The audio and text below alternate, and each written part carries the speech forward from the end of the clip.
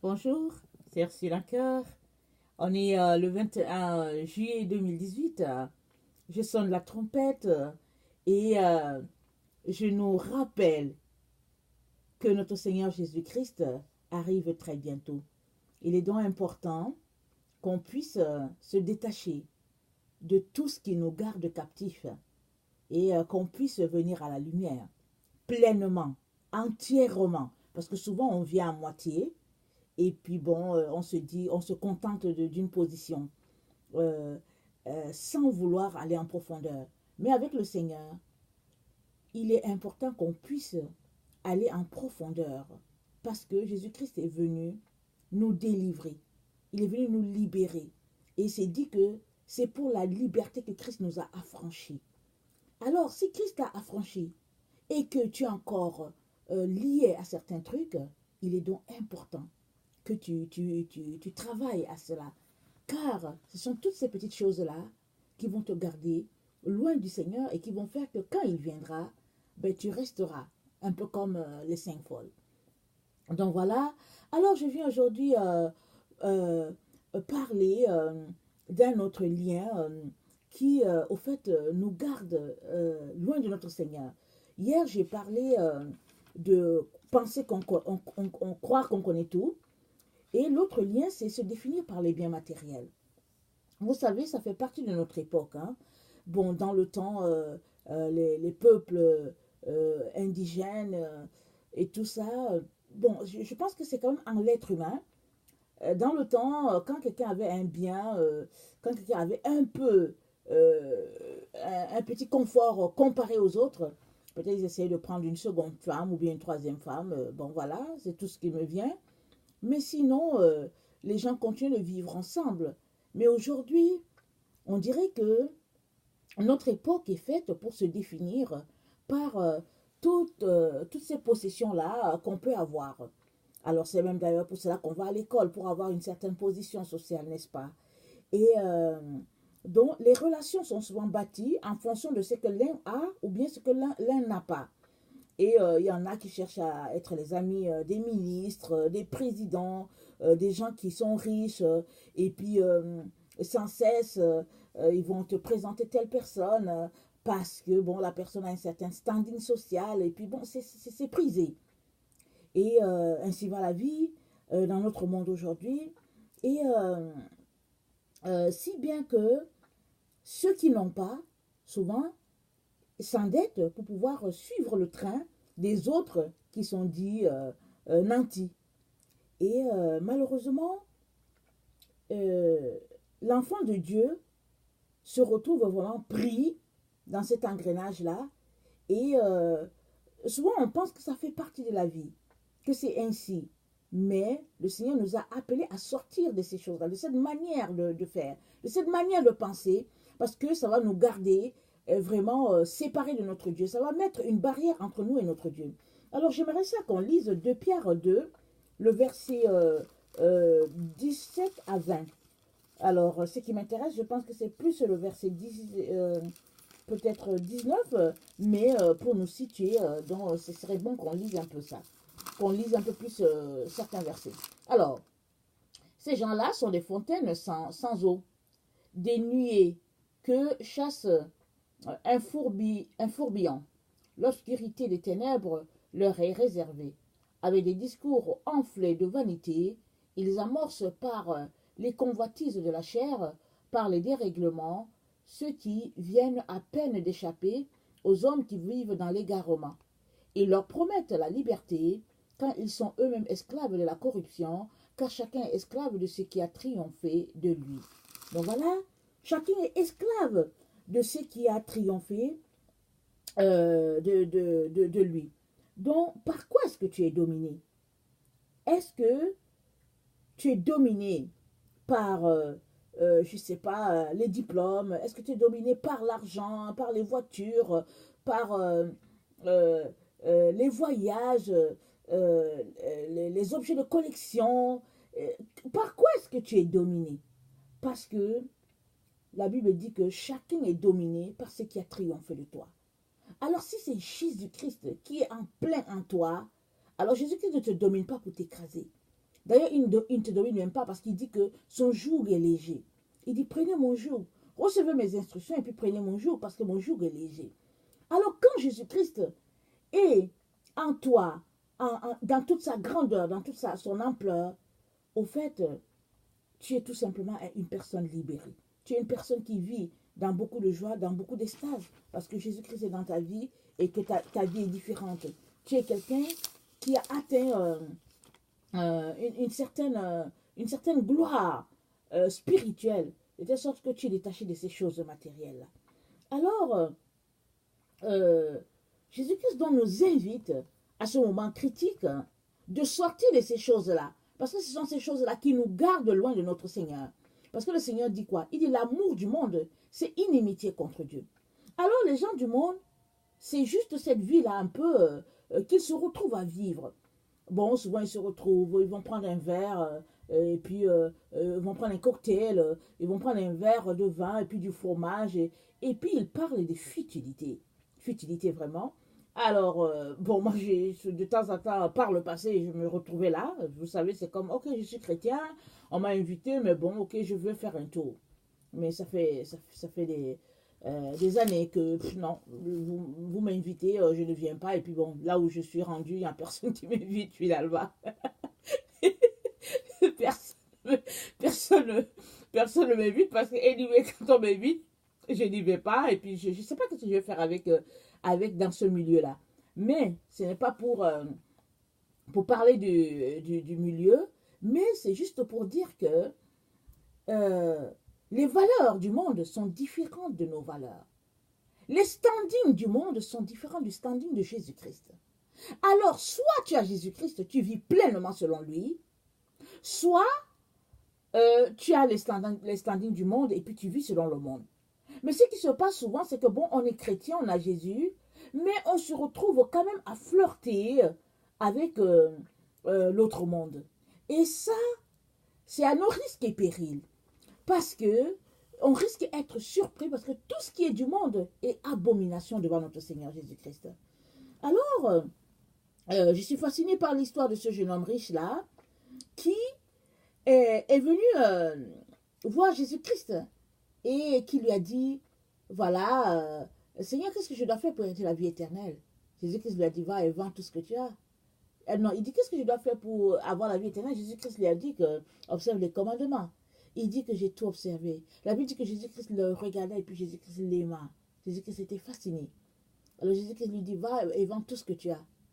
Là, il est parti tout triste. C'est ça que la Bible nous dit. Il est parti tout triste. Pourquoi tout triste? Parce que les possessions du monde avaient triomphé de lui.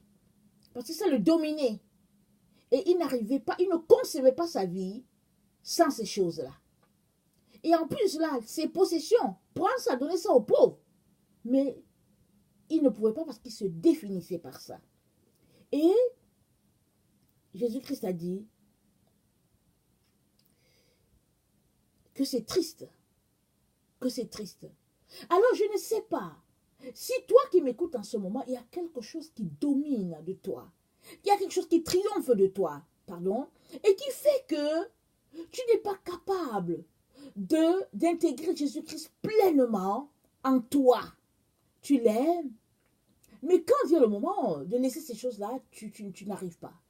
Ça peut être le sexe, ça peut être les voitures, ça peut être une certaine position sociale, une position là où tu travailles, que tu cherches à atteindre, je ne sais pas. Mais sache que tu ne peux pas avoir le cœur donné à ces choses-là et te dire que Jésus-Christ va comprendre. Moi, j'ai constaté, j'ai souvent parlé avec certaines personnes, et puis il est toujours arrivé qu'ils me disent, Jésus-Christ va comprendre. Ça, c'est ces personnes, ces chrétiens qui ne veulent pas laver leur linge. Nous avons tous du linge sale, ça je vous le dis, tout le monde. Mais à un moment donné, il faut que tu acceptes que tu acceptes de laver ton linge. Il y a d'autres personnes qui prêchent, mais ils prêchent pour les autres, ils ne prêchent pas pour eux. Parce que pour eux, ils n'ont aucun problème. Il y a des enfants de Dieu qui n'ont aucun problème à leurs yeux. Alors, ils n'ont pas de problème. Quand bien tu leur donnes une parole de la part du Seigneur, ils te disent qu'ils n'ont pas de problème. Et puis, quand même tu ne leur donnes pas, ils regardent juste ce qui se passe dans la vie des autres, mais dans leur propre vie, ils ne voient rien parce que à leurs yeux, ils sont clean. Alors quand, je ne sais pas si c'est ta situation, si tu es dans une telle situation, il faut que tu viennes devant le Père. Ça veut dire qu'il y a quelque chose qui te bloque. De saisir que tu prêches d'abord à toi-même. Alors que j'apporte les enseignements que le Seigneur me demande d'apporter, je les apporte d'abord à moi. Je m'examine d'abord par rapport à ces choses-là. Et je m'assure que je n'ai pas un problème là-dedans. Et quand je me rends compte que j'ai un problème, je viens devant le Seigneur lui demander de m'aider à sortir de là. Parce que la parole de Dieu est un miroir pour chacun d'entre nous. Nous ne sommes pas parfaits. Nous sommes pleins de fautes. En tout cas, moi, j'en ai beaucoup, je peux vous dire. Beaucoup, beaucoup même. Au-delà de ce que vous pouvez imaginer. J'en ai. Mais par la grâce de Dieu, je viens devant le Seigneur. Et souvent, je me demande même pourquoi le Seigneur m'a choisi pour apporter ces petits enseignements-là. Ces petits, comment on appelle ça, ces petits flashs-là en ligne. Je ne sais pas pourquoi. Parce que quand je me regarde, je dis, Seigneur, en tout cas, tu sais pourquoi. Tu sais pourquoi tu as pensé à quelqu'un comme moi. Mais toujours est-il que, peu importe la personne, que ce soit une personne comme Ursule ou que ce soit quelqu'un, je ne sais pas, qui, toujours est-il que chacun doit s'assurer qu'il n'y a rien qui triomphe de lui. Parce que s'il y a quelque chose qui triomphe de toi, tu deviens esclave de cette personne-là. Or, Paul a dit que nous sommes esclaves de Jésus-Christ. Ça veut dire que Jésus-Christ est la personne dominante dans notre vie, et c'est la seule personne, et l'unique personne. Ça, c'est extraordinaire, si c'est ça ton cas. Mais, tu sais quoi? Tu dois tout faire à chaque jour pour garder la place de Jésus-Christ dans ton cœur. Parce que tout bouscule en nous pour que Jésus-Christ soit délogé. Alors, la Bible dit que si tu t'affectionnes des choses de la chair, tu ne pourras pas réussir à maintenir Jésus-Christ comme roi dans ta vie. Mais si tu t'affectionnes des choses de l'esprit, la paix, l'amour, la joie, la bénignité et tout ça, alors le Saint-Esprit va demeurer pleinement en toi et c'est lui qui va te donner de pouvoir garder la flamme allumée. Alors, il est important que nous puissions nous arrêter pour nous-mêmes au lieu de passer notre temps à regarder dans la vie des autres. Ça, il faut qu'on fasse très très attention. Jésus-Christ a dit, attends, tu n'es pas capable d'enlever la poutre de ton œil et puis tu vas t'occuper de la paille dans l'œil de l'autre, dans l'œil de l'autre. Très souvent, on s'occupe à enlever la paille de l'œil de l'autre. On va s'asseoir, faire des discours et puis faire des trucs, alors que chez nous, c'est une poutre qui est là. Tout le monde voit la poutre, c'est comme chacun dit, voilà. Mais toi, tu es là, tu ne t'occupes pas de ta poutre. Tu t'occupes d'enlever la paille dans l'œil de l'autre. Alors, par des réunions, des meetings, et puis on enlève la paille de l'autre. Alors que chez nous, c'est la poutre. Alors, Jésus-Christ nous invite à sortir de cette façon-là.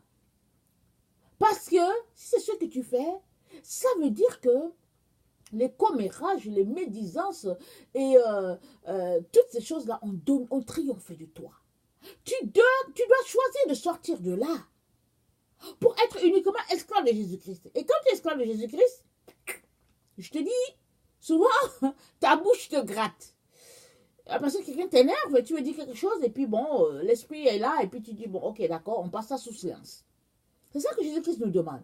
Alors, il est important que nous puissions travailler à nos démons, parce que chacun a des démons.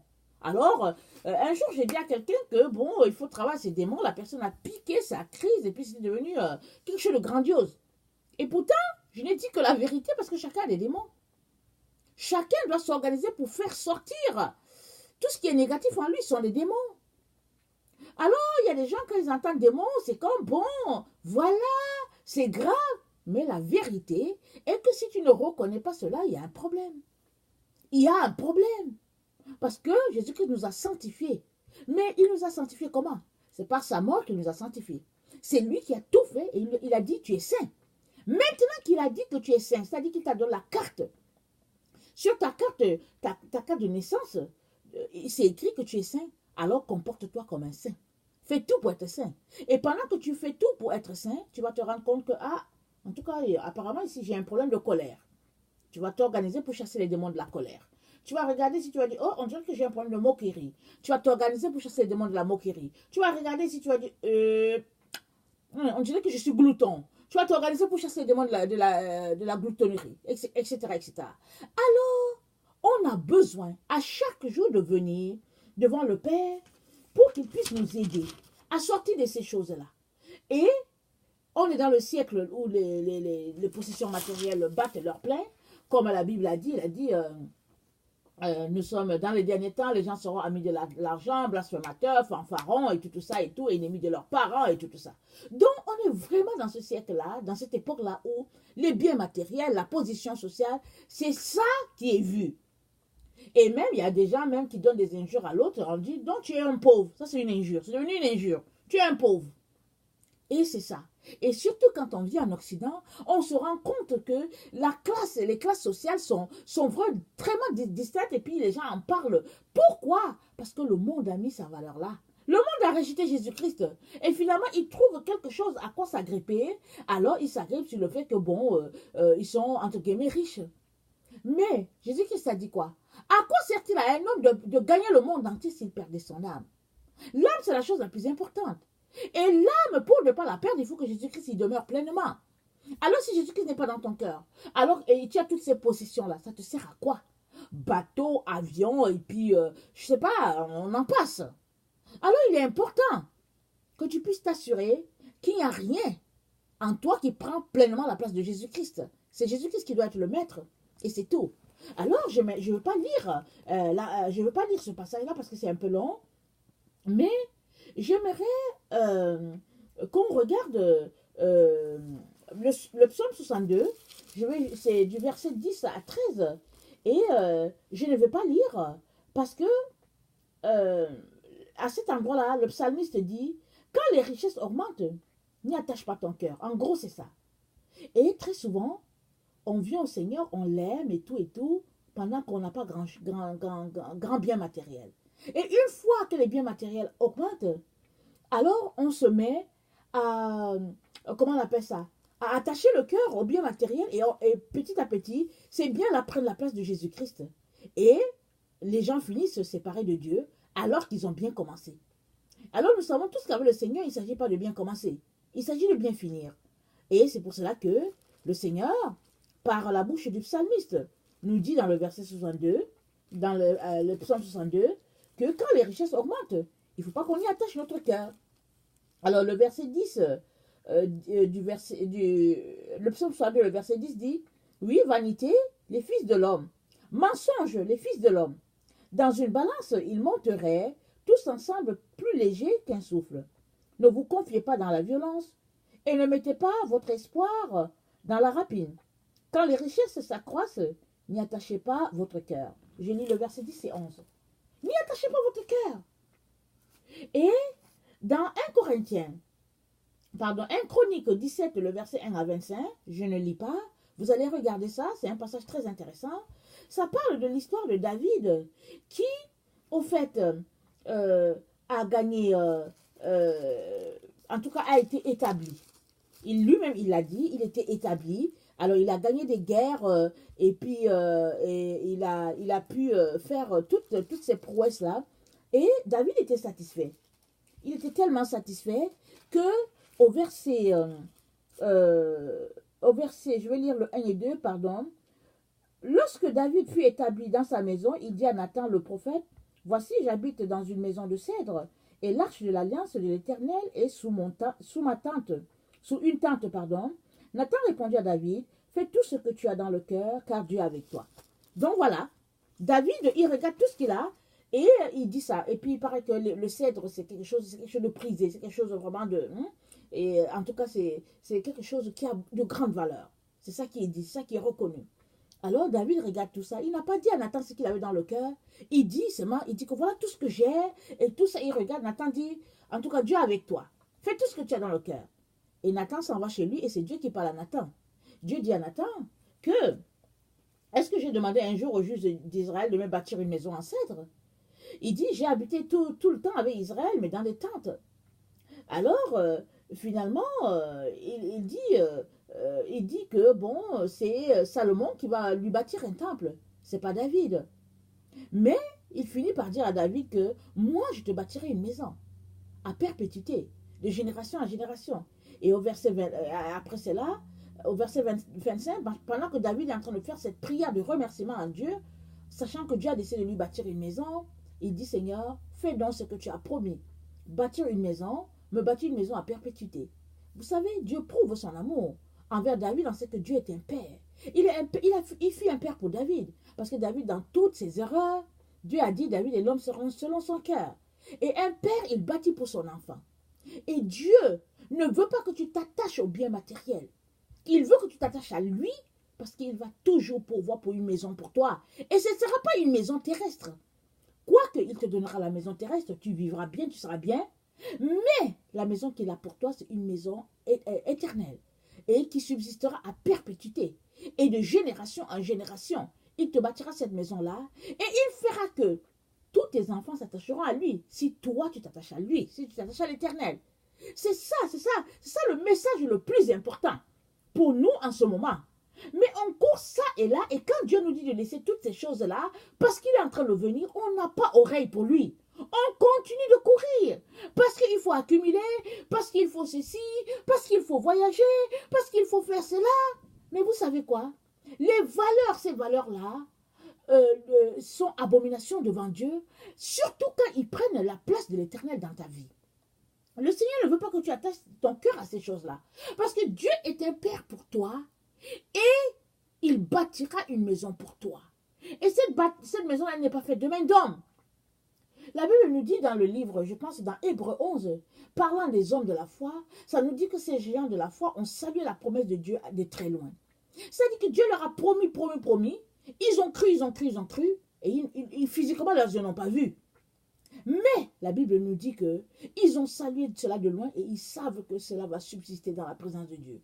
Et aujourd'hui, tous ces géants-là de la foi sont dans la présence de Dieu, se réjouissant de tout ce que Dieu a fait pour eux. Et c'est ça que Dieu veut pour toi et moi. Quand on regarde l'histoire d'Israël, Israël a habité tout le temps dans les tentes jusqu'à ce qu'ils entrent dans la terre promise. La terre promise, c'est le symbole du ciel, dans ce sens qu'ils étaient errants en Égypte. Égypte, c'est le monde. Alors, ils ont marché de tente en tente, de difficulté en difficulté, et ils sont venus là, et ils sont établis là, et Dieu leur a dit, vous allez chasser toutes ces nations-là devant vous, et vous allez vous établir là. Mais malheureusement, quand Israël est venu, Israël encore s'est assis, ils ont arrêté de faire la guerre et ils sont assis, ils ont fait alliance avec les gens là et le monde est encore... Israël a été pollué par le monde et Israël est devenu ce qu'Israël est devenu aujourd'hui. Mais Dieu veut nous dire, il nous dit de regarder tout ça, mais ce sera pareil pour toute personne qui sort du monde, sort de l'Égypte, et puis s'en va pour demeurer avec Dieu, mais finit quand même par réaccepter que l'Égypte vienne encore habiter dans sa demeure. Donc il est important, mes chers frères, mes chers amis, qu'on sorte de la façon de penser du monde, et qu'on vive en ayant à l'esprit que notre habitation ici sur la terre, elle n'est que temporaire. Alors Abraham, notre père, a habité dans des tentes toute sa vie, jusqu'à ce qu'il meure. Alors quand on voit la vie des tentes, je vous dis, ce n'est pas une vie facile. Parce qu'il faut la monter, et il faut encore aller la monter. Les nomades, c'est un peu ça. Alors, quand vous les voyez vivre, vous regardez, vous dites que bon, c'est génial. Parce que quand ils doivent se déplacer, ils se déplacent avec tout leur matériel, ils arrivent quelque part, et puis ils mettent leur piquet, et puis ils disent que c'est ici. Et puis ça peut durer 1 an, 2 ans, et après ils disent, on se lève, on s'en va. Toujours, c'est les gens, bon, moi j'en parle parce que j'ai grandi avec les Peuls, et puis il y a les Peuls nomades, c'est un peu ça. À un moment donné, bon, ils doivent partir, ils te disent au revoir, ils s'en vont. On ne sait pas où ça va les conduire, mais ils s'en vont. Alors, le Seigneur veut qu'on vive comme ça. Il veut que tu ne t'attaches pas à ces choses-là. Le Seigneur voudrait pour toi que la personne qui soit pleinement en toi soit Jésus-Christ, que tu passes ton temps à le louer, à l'adorer, à te détacher de toutes ces possessions-là. Parce que là où est ton cœur, là aussi est là ton trésor. Ton trésor est là où se trouve ton cœur. Où est ton trésor? Là sera ton cœur, dit la parole de Dieu. Alors, pour que ton trésor soit Jésus-Christ, il est important que tu te sépares de toutes les autres. Parce que Jésus-Christ, il ne vient pas à moitié. Un peu Jésus, un peu du monde. Beaucoup de gens font ça. Ils disent, ah mon, j'aime Jésus, non, j'ai pas de problème, mais tu sais, Jésus-Christ veut quand même qu'on vive avec ces choses-là et tout ça. Jésus-Christ n'a pas dit qu'il ne faut pas avoir les choses. Mais Jésus-Christ dit, il ne faut pas que les choses t'aient. Il ne faut pas que les choses triomphent de toi. Alors, il est important qu'aujourd'hui, ce jour de 21 juillet, tu regardes dans ta vie si vraiment tu es attaché au bien matériel. Et si tu n'es pas attaché au bien matériel, à quoi est-ce que tu es attaché? Parce que le Seigneur veut que tu te comportes comme nos aïeuls, ceux qui ont marché avant nous dans la foi, qui ont passé de tente en tente, qui se sont déplacés parce qu'ils ne s'attachaient pas à ces choses-là. Ils savaient qu'il y avait une demeure éternelle qui les attendait, et cette demeure était dans la présence de Dieu, et qu'ils étaient juste des voyageurs sur la terre. Alors si tu ne te mets pas ça dans l'esprit, que tu es un voyageur sur la terre, tu vas passer ton temps dans la mode, dans la séduction, dans toutes sortes d'histoires. Alors que la Bible nous dit, vanité de vanité, tout est vanité, a dit l'Ecclésiaste, pardon. Alors, on n'a plus le temps pour ces choses-là. On n'a pas le temps. On n'a que le temps pour notre Seigneur, pour l'aimer et attendre devant lui. Ça, c'est très, très important. Alors, si toi, qui m'écoutes en ce moment, tu ne connais pas le Seigneur, je viens t'inviter à inviter Jésus-Christ dans ta vie. Parce qu'on nous a appris qu'il y a plusieurs religions et qu'il y a plusieurs prophètes. C'est ça qu'on nous a dit. Mais la Bible nous dit qu'ils sont tous des usurpateurs. Maintenant, tu peux me dire que qu'est-ce qui prouve que la Bible, c'est la vérité? Moi, je vais t'inviter à la lire. C'est la seule manière pour toi de trouver si c'est la vérité ou pas. Maintenant, si tu dis que tu ne veux pas lire la Bible parce que tu es d'une autre religion, ok, je comprends. Mais va lire ce bouquin que tu as, qui vient de ta religion, et demande au vrai Dieu de te parler. Le vrai Dieu va te visiter. Tu peux en être sûr. Parce que si tu es sincère et que tu cherches ce Dieu-là d'un cœur vrai, dans l'humilité, il se révélera à toi. Tu seras étonné, épaté de savoir que la vérité est si proche de toi et toi tu cherchais si loin. La vérité, c'est Jésus-Christ. C'est lui le chemin. C'est la vie. Il est mort sur la croix. Il a versé de son sang pour laver toute l'humanité de ses péchés. Et il dit que quiconque accepte ce sacrifice-là dans sa vie et fait de ce sacrifice-là sien et renonce à sa vie à lui, alors celui-là, Jésus-Christ va faire de lui son enfant, son disciple, et ils vont marcher ensemble. Et il va le protéger, il va le garder, et il va le prendre pour l'établir dans son royaume éternel. Et il va le présenter au Père un jour. Parce que ceux-là qui ont accepté Jésus-Christ dans leur cœur ne le réuniront pas. Ils n'auront pas honte de Jésus-Christ. Jésus-Christ a dit que si tu as honte de moi devant les hommes, j'aurai honte de toi devant mon Père. Mais si tu m'acceptes devant les hommes, devant mon Père, allez, tu seras élevé. Alors, il est très important, mes chers frères et mes chers amis, que nous puissions vraiment laisser aller toutes les distractions du monde. C'est beaucoup de distractions, trop de distractions. Et Satan fait ça pour justement nous empêcher de nous concentrer sur l'essentiel. Alors, je viens nous encourager aujourd'hui à nous concentrer sur ce qui est important, ce qui est essentiel. Et ça, c'est Jésus-Christ. Jésus-Christ, c'est tout. C'est la clé. C'est le bonheur. Alors, que le Seigneur vous bénisse, qu'il vous fortifie, qu'il vous donne de persévérer à tous égards. Alors, moi, je vous aime. Dieu vous aime davantage. Soyez bénis. Merci.